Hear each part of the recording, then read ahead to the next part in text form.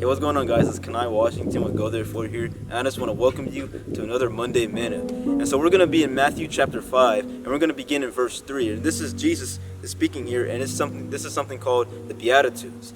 And so Matthew chapter 5, verse 3, Jesus starts off by saying, "Blessed are the poor in spirit. Blessed are those who recognize their spiritual poverty, for theirs is the kingdom of heaven." And notice the verb tense is here.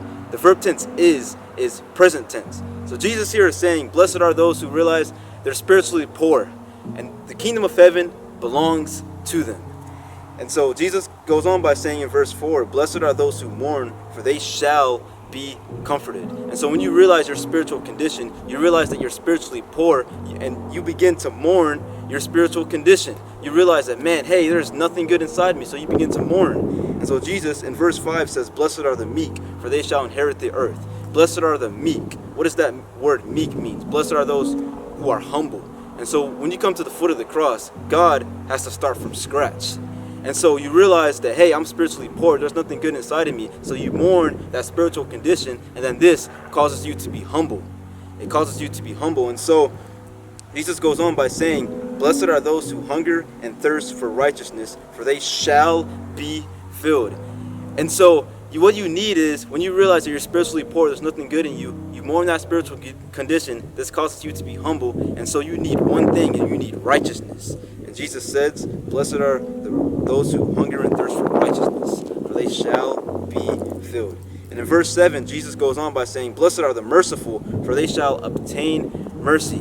And so you realize that you're the undeserving recipient of God's mercy. And so you want to extend that arm of mercy to other people. And Jesus says, "Blessed are the pure in heart, for they shall see God." And so when you extend this invitation of mercy, of God's mercy, your heart starts to become pure.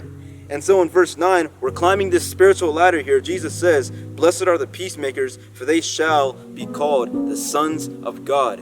And so when we do evangelistic series, and when we do Bible studies, we're in essence extending this arm of peace, because Jesus was the Prince of Peace in that sense. And so we become peacemakers by telling people that, hey, God has made peace with you through Jesus. And so we're climbing the ladder here, and this is the apex of them all. In verse 10, Jesus says, "Blessed are those who are persecuted for righteousness' sake, for theirs is the kingdom of heaven." And notice the verb tense here. For theirs is the kingdom of heaven. The kingdom of heaven belongs to you. And so you know what Jesus is saying here? Jesus is saying, hey, guess what? You may be at the very bottom of this ladder. You may recognize that, hey, I'm spiritually poor. Or you may be at the very top of this ladder, and you're so filled with the Holy Spirit that you're being persecuted for righteousness' sake. But guess what? Yours is the kingdom of heaven. And this is a promise from Jesus himself. And so I just love the Beatitudes. I hope by the grace of God you can see the Beatitudes a different way. It's like a spiritual ladder. So thank you once again, you guys. And thank you once again for watching. And God bless you all.